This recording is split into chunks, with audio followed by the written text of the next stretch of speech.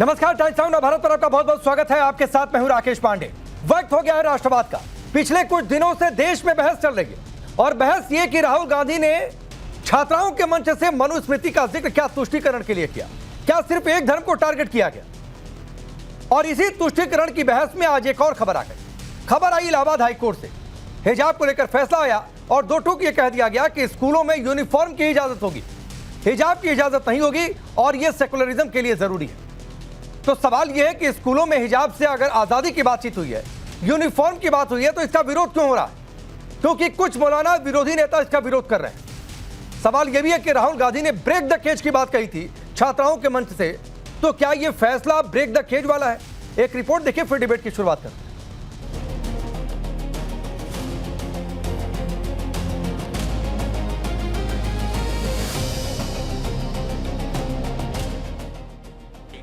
मनुस्मृति पर दिए बयान के बाद राहुल गांधी चौतरफा सियासी हमलों के सेंटर में। पुणे के मंच से महिला सशक्तिकरण और पिंजरा तोड़ने की दुहाई देने वाले राहुल पर उनके विरोधी और बीजेपी तुष्टीकरण की सियासत का खुला आरोप लगा रहे हैं। आरोप ये कि महिला सशक्तिकरण की आड़ में राहुल गांधी धर्म को टारगेट कर रहे हैं। अब बीजेपी सांसद निष्कांत दुबे ने राहुल के सामने नेहरू का वो कथित पुराना बयान रख दिया। निष्कांत दुबे ने कांग्रेस को 5 मई 1955 की लोकसभा में नेहरू के भाषण पढ़ने की नसीहत दी, जिसमें कथित तौर पर नेहरू जी ने मनु और महर्षि याज्ञवल्क्य को इतिहास का नायक बताया था। इस सियासी घमासान के बीच ये तस्वीर भी बहस के केंद्र में है। पुणे में राहुल गांधी का मंच, महिला अधिकारों की बात और मंच पर हिजाब पहने महिला और राहुल का पिंजरा तोड़ने का संदेश। लेकिन इसी बीच इलाहाबाद हाईकोर्ट के हिजाब से जुड़े फैसले ने बहस को और तेज कर दिया, जिसमें हाईकोर्ट ने स्कूल में मुस्लिम छात्रा की हेड स्कार्फ पहनने की याचिका खारिज कर दी। सेकुलरिज्म के लिए स्कूल में यूनिफॉर्म के नियम का पालन करना जरूरी बताया। यूनिफॉर्म में स्कूल में बिना किसी धार्मिक भेदभाव वाला माहौल बना रहता है।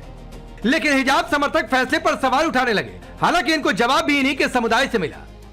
बाकायदा इस बात की अपील करता हूं कि छोटे छोटे मामलों को लेके हाई कोर्ट में न जाएं। आपको अगर हिजाब पहनना है तो आप खुलेआम हिजाब पहनिए, क्योंकि आप मुसलमान हैं और इस्लाम ने आपको पूरे राइट। सवाल विपक्ष के नेता भी उठा रहे और पूछ रहे कि स्कूलों में क्या हर धर्म के प्रतीकों पर समान नियम लागू होंगे। विरोधियों के ऐसे आरोपों पर बीजेपी हिजाब के नाम पर सांप्रदायिक उन्माद और बवाल करने की कोशिश का आरोप लगा रही। हिजाब के नाम पर जो है वो सांप्रदायिक उन्माद और सांप्रदायिक बवाल करने की जो कोशिश हो रही है, ऐसा तो है नहीं कि पहली बार हो। और भारत में कोई हिजाब पे प्रतिबंध नहीं है और इस पर मैं मानता हूँ कि किसी भी तरह का जो है वो कमनल तड़का लगाने की किसी को जरूरत नहीं। अब इसी बहस में बीजेपी राहुल गांधी से सवाल पूछ रही कि क्या राहुल की पिंजरा तोड़ो मुहिम में हिजाब पहनने या नहीं पहनने का फैसला भी महिला की अपनी पसंद से होना चाहिए, या फिर स्कूल कॉलेज जैसे संस्थानों में यूनिफॉर्म का नियम व्यक्तिगत धार्मिक पहचान से ऊपर होगा। Bureau report, times now Bharat. तो चलिए आपने रिपोर्ट देखी। मैं आपका परिचय आज के मेहमानों से करवाता हूं। हमारे साथ अनिला सिंह, भारतीय जनता पार्टी के नेता प्रवक्ता जुड़ रही हैं। सुबोई खान, जो कि राष्ट्रीय संयोजिका है राष्ट्रीय जागरण अभियान की। मल्लिका पांडे, पॉलिटिकल एनालिस्ट हैं। गरिमा दौसानी जी, कांग्रेस पार्टी की नेता और प्रवक्ता। धर्मेंद्र यादव, समाजवादी पार्टी के नेता और प्रवक्ता। और हाफिज नूर अहमद अजहरी जुड़ेंगे, जो कि स्टेट प्रेसिडेंट हैं Muslim personal law board of India के। आप सबका बहुत बहुत स्वागत है। गरिमा दौसानी जी, इलाहाबाद हाईकोर्ट का एक फैसला है कि स्कूल में यूनिफॉर्म ही रहेगा, हिजाब नहीं रहेगा। ये ब्रेक द केज वाला फैसला है कि नहीं, जिसकी वकालत राहुल गांधी कर रहे हैं? नहीं, देखिए, किसने क्या पहनना है उसकी स्वतंत्रता पे कांग्रेस पार्टी कभी अपने आप को नहीं थोपती। साथ में मैं ये भी कहना चाहती हूँ, कर्नाटक का आप वो फैसला लीजिए, 2025 का मई का फैसला है, जिसमें ना सिर्फ वो हिजाब को बल्कि वो रुद्राक्ष को, वो पगड़ी को, वो कलावे को, हर एक को इजाजत दे रहे हैं, बशर्ते कि वो सुरक्षा के मध्य में ना आए। अगर कोई एग्जाम्स हैं और एग्जाम्स में आपको पता है कि एक बहुत चेकिंग होती है और तमाम जो चीजें लोगों ने पहनी होती है वो जाता है, चेक किया जाता है, तो ये उसमें क्लॉज जरूर जोड़ा गया है कि सुरक्षात्मक मद्देनजर ये चीज बाधा नहीं बननी चाहिए। और उन्होंने हिजाब के साथ साथ कलावा, रुद्राक्ष और पगड़ी को भी वो दिया है, अनुमति दी है। तो कहीं ना कहीं ये जो आप इसको मनुस्मृति से या राहुल गांधी जी से या दूसरी चीजों से हर मीडिया चैनल इसको जोड़ रहा है। महिला की स्वतंत्रता संविधान तय करता है। Article 14 of the constitution, article 16 of the constitution, article 21, ये सारे के सारे, चाहे समानता का अधिकार हो, लिंग भेद के आधार पर विरोध हो, चाहे उनकी गरिमा और स्वतंत्रता पर कोई बाधा आए, उस सब पर आर्टिकल जो है वो हमारे संविधान में लिपिबद्ध है। आपने सवाल को समझा नहीं। गरिमा जी, और मैं इसलिए कह रहा हूं सवाल को समझा नहीं, क्योंकि कई सारे मुस्लिम मुल्क हैं जहां पर हिजाब का विरोध हुआ है। ईरान की बातचीत कर लीजिए, फ्रांस की बातचीत कर लीजिए, तजिकिस्तान की बातचीत कर लीजिए, मिस्र की बातचीत कर लीजिए, और इसको लेकर बड़ी क्रांतियां भी हुई हैं। और कोर्ट ने यह भी कहा है कि हिजाब इस्लाम का अभिन्न हिस्सा नहीं है। और आप कर्नाटक कोर्ट की बात कर रही थी, तो मैं एक और कोर्ट आपको गिनवा देता हूं, बॉम्बे हाई कोर्ट का भी फैसला पढ़ लीजिए। बॉम्बे हाई कोर्ट ने भी स्कूलों में यूनिफॉर्म चलेगा और धार्मिक पहचान का वेश नहीं चलेगा, वो किसी भी धर्म का हो। बात सिर्फ हिजाब या इस्लाम की नहीं है। मैं फिर आपसे सवाल दोहरा रहा हूं, ये ब्रेक द केज वाला है कि नहीं? क्योंकि ईरान में मैडम क्रांति हुई थी इसी पिंजरे से बाहर निकलने के लिए महिलाओं ने, और कई महिलाओं को वहां पर जान ले ली गई उनकी। नहीं तो यह आपकी नजर में सही है या गलत की जान ले लेनी चाहिए? महिलाओं को अधिकार नहीं है अपनी आवाज उठाने का? ब्रेक द केज का सवाल कहां उठता है? महिलाएं जननी है, सृष्टि महिलाओं से चलती है, वो धुरी है किसी भी समाज की, तो किसी को ये तय करने का अधिकार नहीं है कि महिला क्या पहनेगी। अगर कोई महिला साड़ी में है तो उसे बैकवर्ड नहीं समझा जाना चाहिए। किसी ने अगर घूंघट पहना है, किसी ने सूट पहना है, किसी ने पाश्चात्य ड्रेस पहनी है, ये पुरुष कौन होते हैं डिसाइड करने वाले? किसी भी महिला को ये समझिए, देखिए ना ये आप सुनिए, ये परिसर के बाहर, सड़क पर, घर में, सार्वजनिक जगहों पर, मॉल या बाजार में कपड़ा पहनने की बातचीत नहीं है। ये बात आपकी ठीक है, कपड़ा पहनने पर किसी का वश नहीं है, और जो धार्मिक स्वतंत्रता या फिर जो चॉइस है उसके हिसाब से पहनिए। लेकिन बात यहां पर संस्थान में और स्कूल में है। ये नहीं चलेगा कि कोई कल तिलक लगाकर और पूरा पुजारी का वेश धारण करके चला है, कोई किसी वेश में चला है। ये स्कूल में यूनिफॉर्मिटी चाहिए, सेकुलरिज्म के लिए यह फैसला है। और ब्रेक द केज की बात मैडम इसलिए हो रही है क्योंकि इसी पिंजरे को तोड़ने के लिए ईरान में महिलाओं की जान ली गई। इसलिए बात आपसे सवाल कर रहा हूं, जिससे आप आए माए हो रही हैं। नहीं, मैं आए माए बिल्कुल नहीं हो रही हूं। आपका सवाल इस तरह से है कि ईरान में महिलाएं मारी गई तो भारत में भी मारी जाएंगी। नहीं, मैंने ये कहा, इसको सच मानते हैं क्या? नहीं, मैंने ये कहा ईरान में महिलाएं मारी गई हिजाब का विरोध करते हुए। मैडम बार why are you repeating yourself कि ईरान में महिलाओं ने किया तो उनको मार दिया गया? हिजाब का विरोध कर रही थी। अगर महिलाएं केज से बाहर निकलेंगी, पिंजरा तोड़ेंगी तो आपको मार दिया जाएगा। Do you want to say that? Do you imply that? क्या इंप्लीकेशन है इस बात का? आप बार बार इस बात को रिपीट कर रहे हैं कि महिलाओं ने ईरान में भी कोशिश करी थी मैडम केज से बाहर निकलने की, लेकिन उनको वहां मार दिया गया। मारा गया। तो आप सोच लें महिलाएं, मैं गलत कह रहा हूं क्या होगा? मैं ये गलत कह रहा हूं क्या गरिमा जी? ईरान में क्या हिजाब को लेकर क्रांति नहीं हुई क्या? आपकी बात सुन ली। मैंने ये कहा कि महिलाओं को स्वतंत्रता होनी चाहिए, उन्होंने क्या पहनना है और क्या नहीं पहनना है। महिलाओं को उनके पहनावे से परिभाषित करना गलत है। महिलाएं भी स्वतंत्र हैं और हर समय सुई क्यों घूम जाती है महिलाओं की तरफ? पुरुषों की पोशाकों पर कोई बात क्यों नहीं होती है? ठीक है, तो यही बात है। हम अपने आप को थोप नहीं, मैं यही तो पूछ रहा था। धर्म और आस्था के ऊपर अपने आप को थोपना सही नहीं मानते हैं, लेकिन हम ये कह रहे हैं कि जिसको जो पहनना है, किसको क्या खाना है वो भी भाजपा डिसाइड कर रही है, किसको क्या पहनना है वो भी भाजपा डिसाइड कर रही है, किसको कहां जाना है वो भी भाजपा डिसाइड कर रही है। तो संविधान से चलेगा या देश है मनुस्मृति से चलेगा? मनुस्मृति एक किताब है, केवल एक किताब है, लेकिन संविधान कानून की एक ही किताब है। मैडम सुनिए, किसी ने नहीं कहा है, आप किसी एक आदमी का बयान दिखाइए जो किसी जिम्मेदार पद पर हो और उसने ये कहा हो कि मनुस्मृति से देश चलेगा। किसी ने नहीं कहा, और आप दिखा दीजिए इस शो में। मैं आपको चैलेंज कर रहा हूं। बचाओ में तो सारे जिम्मेदार नहीं, आप दिखा दीजिए। मैं आपको चैलेंज दे रहा हूं इस ओपन शो में। अब मैं अनिला सिंह को लाता हूं। अनिला सिंह, हिजाब पर बोलने से बचना है, हिजाब पर बोलने से बचना है, चॉइस की बात छोड़कर। वहां पर सेकुलरिज्म की दुहाई नहीं होगी, लेकिन उससे डिरेल करने के लिए या इधर उधर होने के लिए मनुस्मृति लाएंगे बीच में। आप शुरुआत से डिरेल कर रहे हैं राकेश पांडे, और आप किस दिशा में जाते हैं इनको शांत करा दीजिए। मैडम सुनिए ना, एक मिनट अनिला जी सुनिए, एक मिनट अनिला जी, 10 सेकंड। मैडम सुनिए, मेरे क्रेडिबिलिटी की चिंता मत करिए, आप अपनी और अपने पार्टी की क्रेडिबिलिटी की चिंता करिए, जो अभी देश की नजर में नहीं है मैडम। वरना आप लोग सत्ता में होते अगर क्रेडिबिलिटी होती तो। भारत की बेटियों को ईरान, आप लोग पावर में होते अगर क्रेडिबिलिटी होती मैडम तो। ईरान का उदाहरण दे तो मेरे क्रेडिबिलिटी की चिंता मत करिए। चलिए, बेटियों को कि अपना हश्र समझ लेना। ठीक है, हश्र नहीं समझ लेना, मैं सिर्फ ये बता रहा हूं कि जिस हिजाब को लेकर क्रांति हुई उसी हिजाब को लेकर एक फैसला है।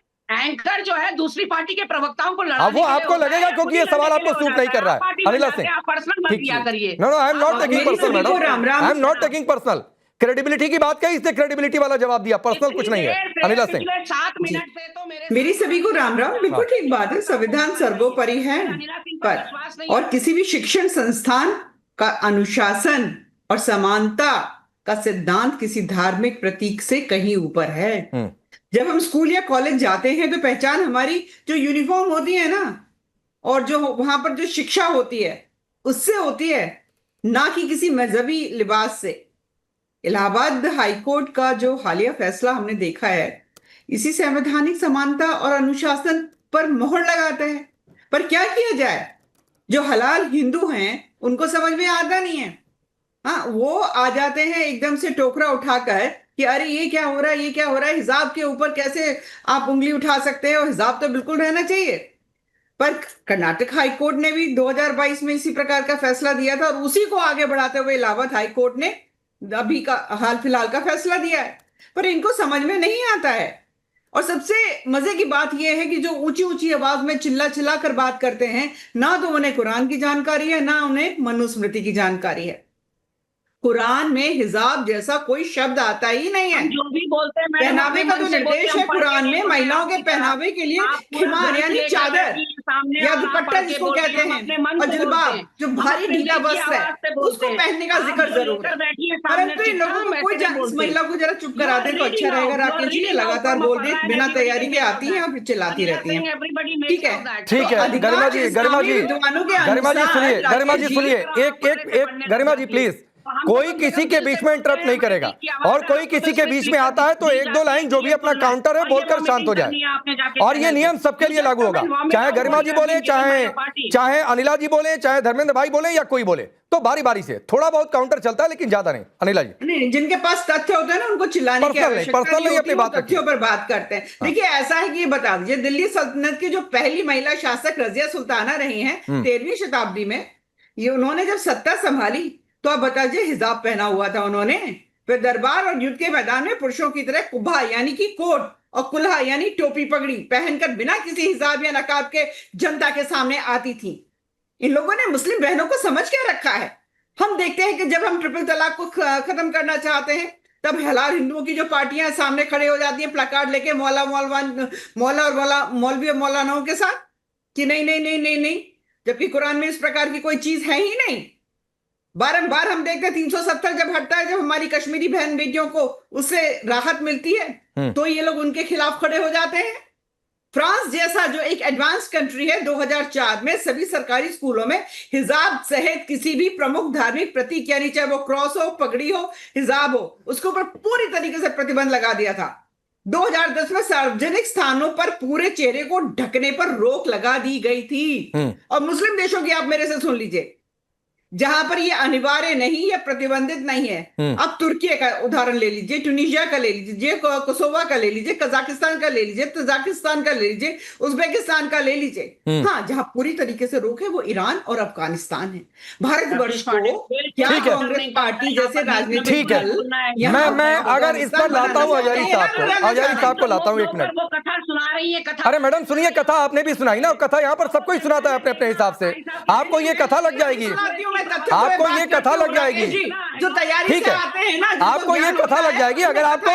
सुनिए, मैं कह रहा हूं, अगर इस डिबेट में कोई फैक्ट के साथ गलत बोले, एक फैक्ट आपका दुरुस्त किया उन्होंने कर्नाटक हाई कोर्ट की 3 जजों की बेंच का, और ऐसा लग रहा है, चलिए आजादी साहब, कथा वाचन कर रही है अनिला सिंह। अब मैडम रुक जाइए ना प्लीज प्लीज, नहीं अच्छा लगता है गरिमा जी। मैं मजबूरी में पीसीआर को ये कहना पड़ेगा कि बारी बारी से एक एक आदमी को रखे, नहीं अच्छा लगता है, नहीं अच्छा लगता है, बार बार ऐसे इंटरप्शन नहीं अच्छा लगता है। सभी लोग बोलने के लिए आए हैं, कम से कम नाम के मुताबिक डिबेट की गरिमा तो बनी रहे, ठीक है। नहीं, गरिमा तो आपने खराब कर दी ना शुरुआत में ही। सवाल नहीं अच्छा लगा इसलिए बोलने पर बार बार काउंटर कर रहे, सवाल नहीं अच्छा लगा इसलिए मैडम आपको बार बार काउंटर किया, तो आपको सबसे ज्यादा 7 मिनट आपको समय दिया है। चैनल देख, चलिए, और आपके चैनल को आप कितना बदनाम कर रहे हैं वो देख रही है जनता, किस तरह की कमजोर किया है। चलिए ठीक है, अब आजारी साहब को लाइए। अभी अनिला जी आप भी शांत रहेंगी और गरिमा जी आप भी शांत रहेंगी, और ऐसे दिन नहीं आए कि कोई पार्टी का प्रवक्ता मुझे डिबेट करना सिखाए।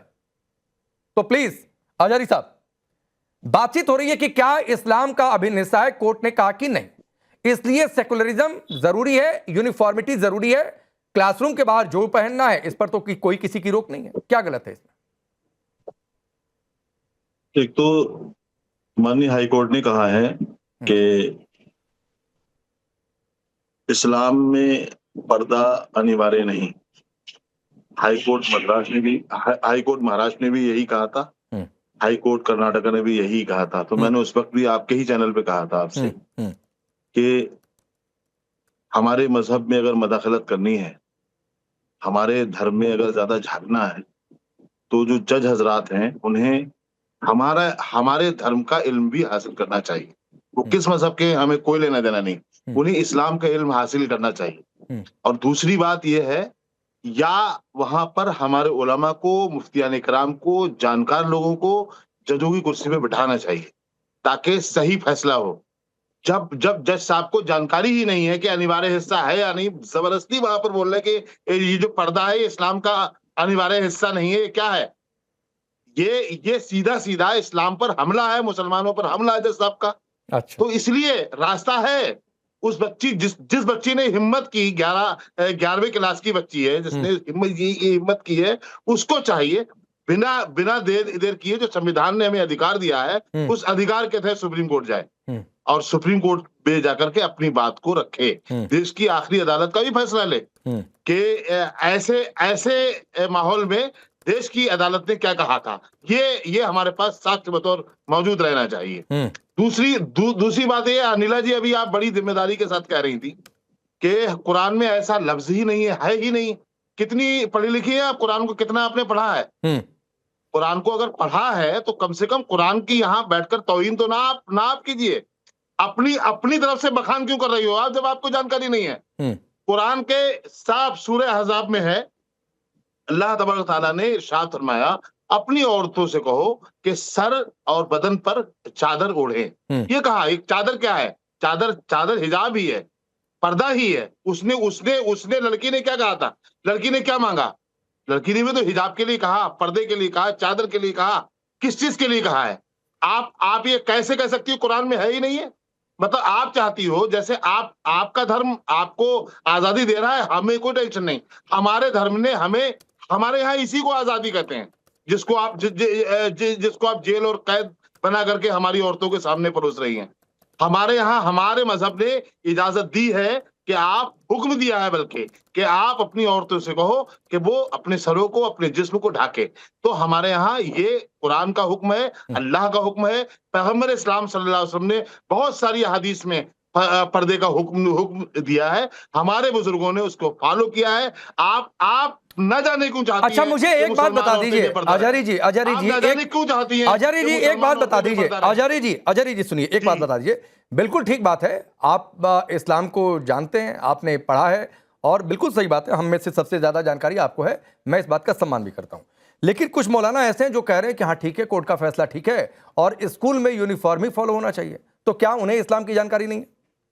उफ्तलक करते नहीं जिल्ले इलाही के खिलाफ। आपको दरबार की आदत है, दरबारी हैं आप, ऐसे लोग हैं अच्छा जो इस तरह के अल्फाज बोलते हैं, जिन्हें जो सिर्फ चापलूसी करते हैं, जो क्योंकि सरकार की मंशा क्या है, सरकार की मंशा के तहत रहते हैं ऐसे लोग, जो सरकार से बहुत सारे इनाम इकराम पाते हैं। बहुत सारे लोग हैं, कहेंगे तो नाम भी आपको बता देंगे। नहीं ठीक है, बता दें। हाँ, ये तो अनिला जी पूछ रही है, बता दें। अनिला जी जानती हैं, बहुत सारे लोग हैं जो अनिला जी ने उनको इनाम इकराम दे रखे हैं, बहुत सारे पदों पर बैठा रखा है। जानकारी नहीं है। बहुत जो पूरी कौम के नजरिए के खिलाफ बोलते हैं, पूरी कौम के नजरिए के खिलाफ बोलते हैं, जजेस के बारे में जो मस्जिद और मदरसे टूटते हैं तब भी सरकार के साथ हो जाते हैं खड़े। हम जानते हैं उन्हें, कौन है ऐसे लोग। तो नाम बोलिए ना। अरे नाम हिम्मत, इसमें हिम्मत ना हिम्मत की कोई बात भी। 20 बार हमने इन्हीं चैनलों पर उनसे बात की है, 20 बार, हजारों बार की है। और राकेश पांडे जी की मौजूदगी। एक मिनट में आता हूं, जरा इस पर मैं सबकी टिप्पणी ले लूं, आपके इस फैक्ट पर भी आऊंगा, आपके इस फैक्ट पर और कोर्ट की जो बात आपने कही है उस पर भी मैं आऊंगा। धर्मेंद्र भाई, आपकी पार्टी के नेता ने कहा पसंद के कपड़े पर रोक तो कोर्ट को क्या कहें। आपकी पार्टी के एक और नेता है जो कह रहे हैं स्कूल यूनिफॉर्म के साथ हिजाब पहनने में क्या परेशानी है। 27 के लिए पूरा प्लेटफॉर्म सेट है, मिल जाएंगे इससे वोट आप लोगों को। राकेश पांडे जी, इसमें वोट का सवाल तो खैर नहीं है। अगर आपका नजरिया ऐसा है तो मैं उसके बारे में नहीं जानता आप ऐसा क्यों बोल रहे हैं। जो हमारा संविधान है, हमारा संविधान हमें धार्मिक आजादी देता है और किसी भी बेटी का जो सम्मान है वो आहत ना हो, ये हम सबकी जिम्मेदारी बनती है। आपकी भी उतनी है जितनी मेरी है, और माननीय न्यायालय की तो है ही है। जो आप हिजाब की बात कर रहे हैं, मैं हालांकि इस्लाम को इतना करीब से नहीं जानता, ना मैंने कोई ऐसी किताब पढ़ी है, लेकिन मैं समाज को जरूर जानता हूँ, विश्वविद्यालय में हूँ इसलिए, और थोड़ा बच्चों के आदतों को भी जानता हूँ। जो दुपट्टा है अपने हिंदू धर्म का, वही लगभग हिजाब है, और उसको लेने का तरीका अलग है, बस इतना सा अंतर है। और उसमें कोई ऐसी बात नहीं है कि मतलब उसको बिल्कुल स्ट्रिक्ट कर देना चाहिए। और बच्चे को अगर लगता है कि नहीं हम अपना सर ढक के बैठेंगे, अगर आपको याद हो हमारी जो पिछली पीढ़ी थी, हमारी माँ थी और उस उम्र के लोग थे, वो लोग हमेशा सर को ढक के रखते थे, पल्लू हमेशा ढक के रखते थे। कोई बड़ा है तो भी सुन मेरी पूरी बात, हाँ, बोलिए बोलिए। कोई बड़ा आता था, कोई बड़ा आता था तो भी पल्लू ढक के रखती थी। वो कहीं संविधान में नहीं लिखा था कि आपको अपना सर ढक के रहना है, किसी किताब में नहीं लिखा था सर ढक के रहना है। अनिला बहन जी की जो पिछली पीढ़ी होगी वो भी इस बात को मानती होगी और इसका पालन भी करती होगी, लेकिन आज हम उससे थोड़ा अलग हो गए हैं। और जो यूनिफॉर्म की बात है, पहले जो बच्चियों के यूनिफॉर्म होते थे वो सलवार सूट हुआ करते थे, स्कर्ट का सिस्टम ही नहीं था, शर्ट का सिस्टम ही नहीं था, अब वो भी आ गया है। तो हम क्या करें, हम बच्चों की स्वतंत्रता को थोड़ा सा अपने आप में सोचें कि बच्चे क्या चाह रहे हैं। अगर बच्चा कोई हिजाब लेना चाह रहा है तो उसमें कोई इतनी बड़ी आपत्ति वाली बात नहीं है। ठीक है, नहीं ठीक है, कल को कोई धोती कुर्ता भी पहन कर आना चाहेगा, कल को। हाँ, नहीं ठीक है, फिर वो स्कूल कहाँ का? नहीं, आपने जो बात कही है, मलिका हंस रही थी, आपने जो बात कही ना धर्मेंद्र भाई, आप सुनिए, क्योंकि जब बच्चे कोई, अब सुनिए, रुक जाइए मलिका जी, ये क्या चाहते हैं धर्मेंद्र यादव? एक बच्चा पहने धोती कुर्ता पहन, अब रुक जाइए धर्मेंद्र भाई, आपको सुना ना, आपको हजारी जी को सबको बिना इंटरप्शन के मैंने सुना है, रुक जाइए। 10 सेकंड, हाँ लीजिए, 10 सेकंड और लीजिए, 10 सेकंड लीजिए। पांडे जी, इस देश के पार्लियामेंट में अगर लोग धोती कुर्ता पहन के जा सकते हैं, जहां से कानून बनते हैं और सारे स्कूल वहीं से गवर्न होते हैं, संविधान की सुरक्षा की बात हम पार्लियामेंट में ड्रेस कोड है, उसी पार्लियामेंट नहीं, पार्लियामेंट का कोई ड्रेस कोड है? सब कुछ कर सकते हैं। सुनिए तो सही भाई, मुसलमान नहीं होना चाहिए। जाते हुए देखा, स्कर्ट पहन के जाते हुए देखा कभी? मैं पूछ रहा हूँ पार्लियामेंट का ड्रेस कोड है? तो मैं धोती कुर्ता कोई पहन के पार्लियामेंट जा सकता है? मैं जो पूछ रहा हूँ वो तो बताइए ना भाई, मैं जो पूछ रहा हूँ वो बताइए।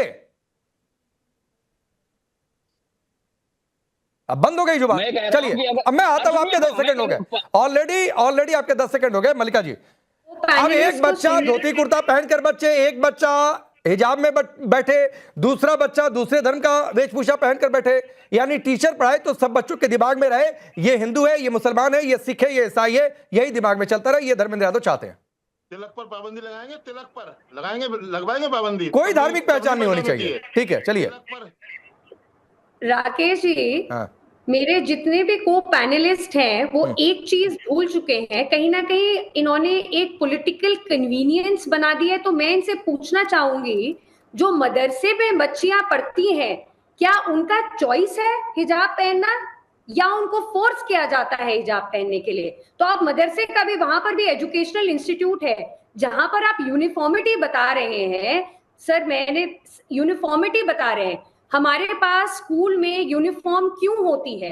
वो इंस्टीट्यूशन है। मेरी पर्सनल चॉइस, बाहर जब मैं एक स्कूल के निकलती हूँ तो वो मेरी पर्सनल चॉइस है कि मैं घूंघट में जाऊं, मैं हिजाब में जाऊं, मैं गाउन में जाऊं, मैं वेस्टर्न में जाऊं, मैं ट्रेडिशन में जाऊं।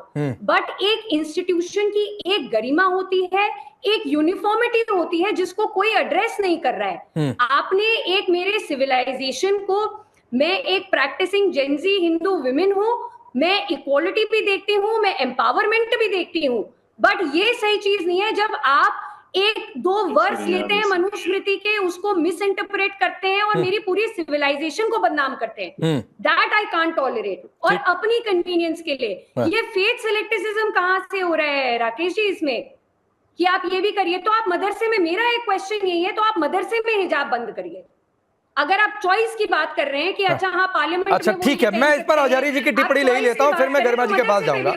ठीक है, आचार्य जी की मैं राय ले भी लेता हूं। आचार्य जी इस बात का जवाब दे लीजिए, लेकिन उससे पहले एक मेरा सवाल है आपसे। आपको पता है इलाहाबाद के किस जज ने फैसला दिया, उनका नाम पता है आपको?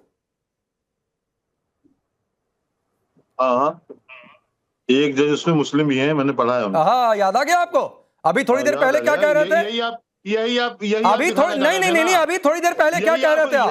यही आप बताना चाह रहे थे। यस, यही बताना चाह रहा था। यही आपका झूठ आचार्य जी देश को दिखाना चाहता था। जो आपने थोड़ी देर पहले प्रोपेगेंडा परोसा, कि कोई मुस्लिम जज नहीं था और मुस्लिम जज रहता तो इस्लाम को समझकर फैसला देता। सुन लो तो उसमें से एक, अब सुन लीजिए, अब आप झूठ बोल रहे हो। क्यों? मैंने ये कहा वो किसी भी धर्म का, मतलब किसी भी उसका मजहब का हो, इस्लाम का हो ना हो, उसे इस्लाम की जानकारी लेनी चाहिए। आप रिकॉर्ड निकालिए और सुनिए आप क्या कहा था मैंने। नाम सुन लीजिए, जस्टिस जे मुनीर और जस्टिस इंद्रजीत शुक्ला, ये दो जजों की डिवीजन बेंच थी जिन्होंने ये फैसला सुनाया है। उसमें जस्टिस मुनीर भी थे और मुनीर प्रैक्टिसिंग मुस्लिम है और उन्हें इस्लाम में क्या है वो हजारी जी पता है। अब आप उनको भी दरबारी कह दीजिए, ये मेरी गलती नहीं है, उनको भी आप दरबारी कह दीजिए, क्योंकि आप सबको टैगिंग दे रहे हैं। उन्होंने गलत फैसला सुनाया, गलत फैसला, उसको चैलेंज करेंगे। हाँ तो चैलेंज करिए ना। ये क्यों आपने कहा कि कोई वहां पर नहीं था जो इस्लाम को समझ सके? वो इस्लाम के जानकार नहीं है। इस्लाम मतलब मुसलमान होना अलग बात है। अच्छा, इस्लाम के बारे में नहीं जानते। एक मिनट, नहीं, मतलब आपके हिसाब से हजारी जी, आपके हिसाब से सिर्फ इस देश में मौलाना आपके जैसे वही इस्लाम के जानकार हो सकते हैं। कोई जज अगर मुस्लिम बन गया वो इस्लाम का जानकार नहीं हो सकता है। कुरान की आयत, एक बंदा कुरान की आयत को खत्म कर रहा है और मैं पूछ रहा हूं जस्टिस मुनीर क्या आपसे कम मुसलमान है? आप उसको डिफेंस कर रहे हैं। नहीं, जस्टिस मुनीर क्या आपसे कम प्रैक्टिसिंग मुस्लिम है? उनका ईमान आपसे कम है क्या? कितने अच्छे हैं वो अलग बात है, वो जाने। अच्छा, हम उन्हें नहीं जानते। नहीं, क्यों नहीं जानते? नहीं जानते टिप्पणी कर देंगे। सुनाया नहीं जानते टिप्पणी कर देंगे। फैसला सुनाया, हाँ। उन्होंने फैसला सुनाया वो इस्लाम के खिलाफ है। हजारी भाई सुनिए, आपको फैसला नहीं कबूल है या उस बच्ची को नहीं कबूल है जो याचिका लेकर गई, वो निश्चित तौर पर इस देश में संविधान में प्रावधान है, जाएं आप हायर कोर्ट में अपील करें, बिल्कुल ठीक बात है आपकी। आप सुप्रीम कोर्ट में जाइए, कोई दिक्कत नहीं है। बच्ची भाजपा की करती होती है, पुनर्विचार याचिका डालिए, कोई दिक्कत नहीं है। लेकिन आपने जो ये कहा कि प्रैक्टिसिंग मुस्लिम वो कैसे कितना जानते हैं, उन्होंने कुरान नहीं पढ़ी होगी, आपको लगता है क्या? इस्लाम के बारे में नहीं, या वो इस्लाम को आपसे कम जानते होंगे, या आप दावा कर रहे हैं जस्टिस मुनीर? को जगह मिलनी चाहिए, उलमा को जगह मिलनी चाहिए। अगर इस्लाम के खिलाफ भाई सुनिए, इस्लाम, आप सुनिए, ये देश संविधान से चल रहा है, शरिया से नहीं चल रहा है कि उलमा को जज की कुर्सी पर बिठा दिया जाएगा। तो शरीयत में मदाखलत करेंगे। हिंदू, मुस्लिम, सिख, ईसाई, कोई भी धर्म का व्यक्ति जज बनने की जो अर्हता है, योग्यता है, जो परीक्षा पास करेगा जज की कुर्सी पर बैठेगा। उलमा या पुजारी इस देश को नहीं चलाएंगे, इस देश की न्याय व्यवस्था को। अपने चैनल पे अपनी ही बात आप कर रहे हो, मेरी बात तो सुन लो। हाँ तो सुनाइए ना, आप कह रहे हैं उलमा को जज बना दे। देश शरिया से नहीं चलेगा, ये बात सही है, देश संविधान से चलेगा। लेकिन क्या शरीयत में वो लोग मदाखलत करेंगे क्या? शरीयत में अगर मदाखलत करेंगे तो शरीयत को जानना भी पड़ेगा। शरीयत के मामले में गलत फैसला सुनाएंगे तो हम बोलेंगे। अच्छा, हमारा ये हक है।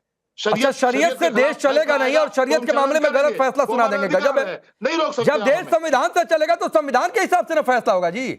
मदाखलत क्यों शरीयत में? वो क्यों उन्होंने कहा है कि इस्लाम का अनिवार्य हिस्सा नहीं है? कुरान में ये अनिला जी बोल रही कुरान। अब चलिए मैं जरा गरिमा जी को लाइए, गरिमा जी को लाइए, एक मिनट। गरिमा जी, दो बातें हैं और बारी बारी से सब लोग बहुत आराम से बातें करें। दो बातें हैं। एक तो जो मलिका ने कहा कि अगर मदरसे में बच्चियों को भेजा जाता है हिजाब में, तो जाहिर सी बात है उतनी छोटी बच्ची को क्या पता होगा, उसकी चॉइस तो नहीं हो सकती है। तो जबरन क्या उसे थोपा नहीं जा रहा है? तो क्या पिजड़े में शुरू से नहीं बांधा जा रहा जिस पिजड़े से बाहर निकलने की बात राहुल गांधी कर रहे हैं? पहली बात। दूसरी बात है, ये शरीयत की जो बार बार बातचीत हो रही है, मौलाना जी कर रहे हैं, कुछ राय है आपकी इस पर? नहीं, देखिए, शरीयत के बारे में तो मौलाना जी ही जाने, लेकिन डेफिनेटली मैं ये मानती हूं कि महिला सशक्तिकरण का मतलब जो बड़े बड़े मंचों से हम ये भारी भरकम शब्द सुनते हैं, महिला सशक्तिकरण, विमेन एम्पावरमेंट, पर क्या हमें सशक्तिकरण और एम्पावरमेंट की जरूरत है? अभी तो हम बराबर ही नहीं आ पाए। तो पहले समानता की जरूरत है, पुरुषों के बराबर तो आ जाए हम, एम्पावर तो हमें बाद में करिएगा। हमारा जो पूजन किया जाता है, यत्र नार्यस्तु पूजन्ते रमन्ते तत्र देवता, हमें पूजा की जरूरत नहीं है भाई, हमें सुरक्षा की जरूरत है अभी तो फिलहाल। तो बेटियां सुरक्षित नहीं है, माताएं बहनें सुरक्षित नहीं है और हमें इतने ऊंचे पेडिस्टल पर रख दिया जाता है। जहां तक मनुस्मृति की बात यहाँ पर आपकी पॉलिटिकल एनालिस्ट ने कही, बिल्कुल मैडम, आलोचनात्मक समीक्षा हर किताब की होनी चाहिए। मैं ये नहीं कहती कि मनुस्मृति की एक एक लाइन गलत है या एक एक लाइन खराब है, लेकिन जो उसमें गलत है उस पर तो बात होनी चाहिए। और उसमें कहा गया है कि आपका अपना कोई वजूद नहीं होता। आप मुझे बताइए, हम अपने परिवार की धुरी नहीं है क्या? ये पुरुष तो हम पर डिपेंडेंट रहते हैं, चाहे वो बच्चे हो, चाहे पति हो, चाहे सास ससुर हो, वो तो हम पर डिपेंडेंट है। और हमसे कहा जा रहा है, योगी आदित्यनाथ कह रहे हैं कि वो कौन सी पत्नी पत्नी जो पति के बगैर है, वो कौन सी बेटी जो पिता के बगैर है, वो कौन सी बहन जो भाई के बगैर है। अरे हम पर डिपेंडेंट है सब, तो हमसे मलिका एक सेकंड पूरा लेटर कंप्लीट, मलिका एक second letter complete. Rahul ji महिलाओं को पितृसत्तात्मक सत्ता से छुड़वाने की बात कर रहे हैं, आजाद करवाने की बात कर रहे हैं, उसमें भी इनके पेट में मरोड़ उठ रहे हैं कि सिलेक्टिव पॉलिटिक्स है ये राहुल गांधी की। बिल्कुल मैडम, हर किताब में अच्छी बातें भी होती हैं, बुरी बातें भी होती हैं, तो मनुस्मृति की हर चीज बुरी नहीं है, लेकिन जो बुरी बात है उसको राहुल गांधी ने इंकित किया और कहा महिलाओं से कि तुम्हारा खुद का वजूद है, तुम्हारी खुद की आइडेंटिटी है, तुम किसी की पुछल्ली नहीं हो, तुम किसी के ऊपर निर्भर नहीं हो, अपने अंदर की काली, अपने अंदर की दुर्गा को पहचानो और फिर समाज में खुले आसमान में उड़ो। गरिमा जी अब की बात, गरिमा जी सवाल जो आपका था जी, गरिमा जी अब की बार मैं आपसे बहुत हद तक सहमत हूं। बिल्कुल सही बात है, मनुस्मृति में कुछ बातें हैं जो लोगों को स्वीकार्य नहीं होती हैं और बिल्कुल उस पर चर्चा होनी चाहिए, मैं आपकी इस बात से सहमत हूं। लेकिन यह डिबेट आपको पता है क्यों और कहां से उठी?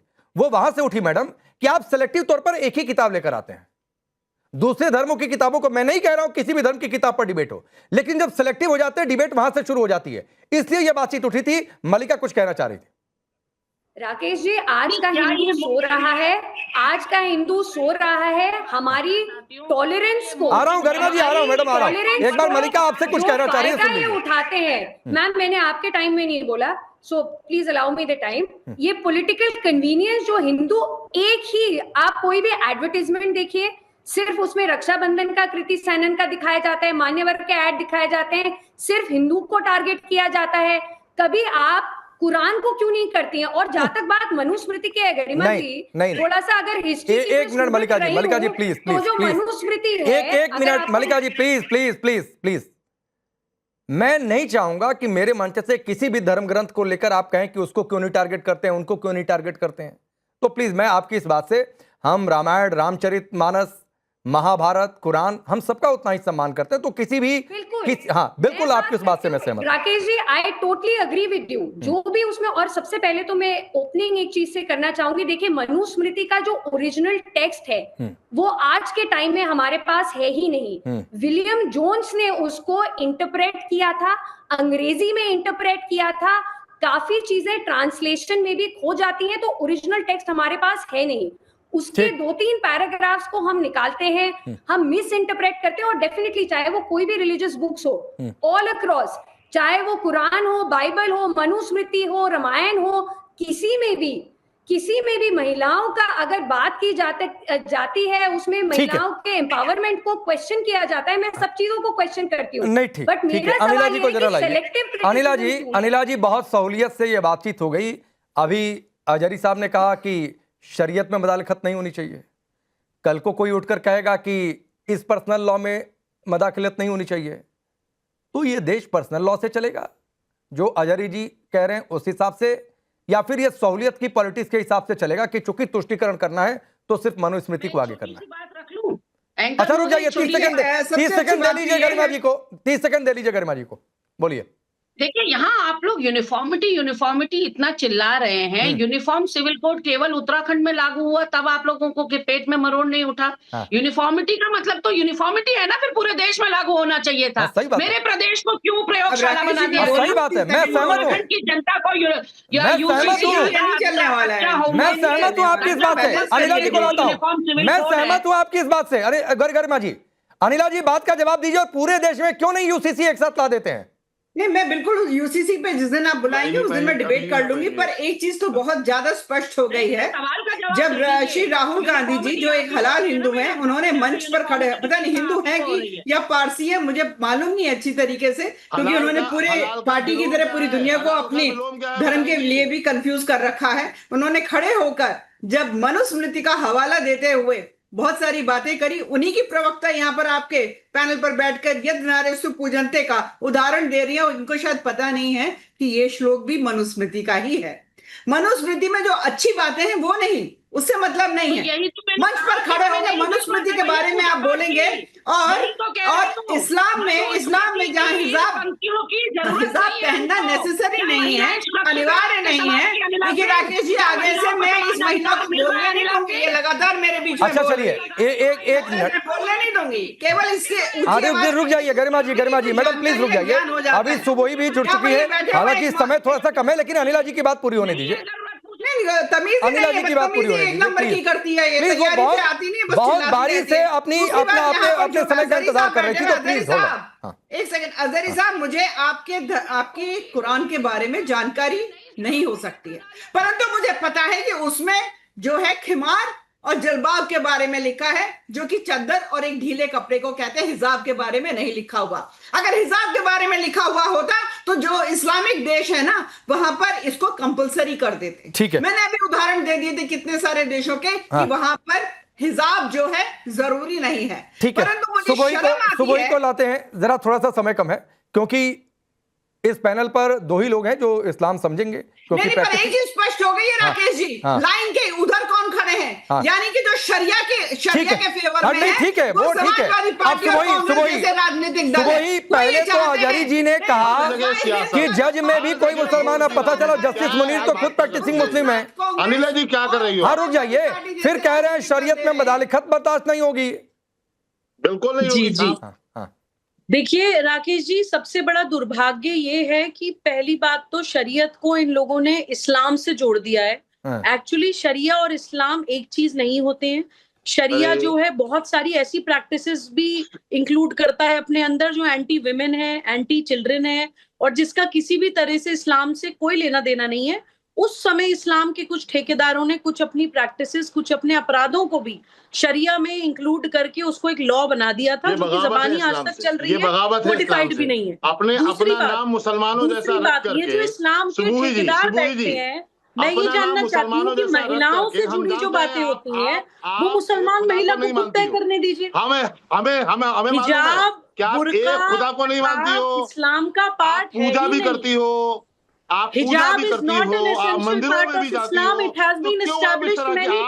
आपको इस्लाम ये तो हिस्ट्री हो गई है। आप इस्लाम की बागी हैं। लेकिन आप चलिए वक्त इतना ही है, रोकना पड़ेगा। अब वही बात है, आपके हिसाब से कोई बात नहीं करेगा तो इस्लाम नहीं है, बगावत है जो आप कह रहे हैं अजहरी जी, नहीं अच्छी बात है। आप सबका बहुत बहुत शुक्रिया।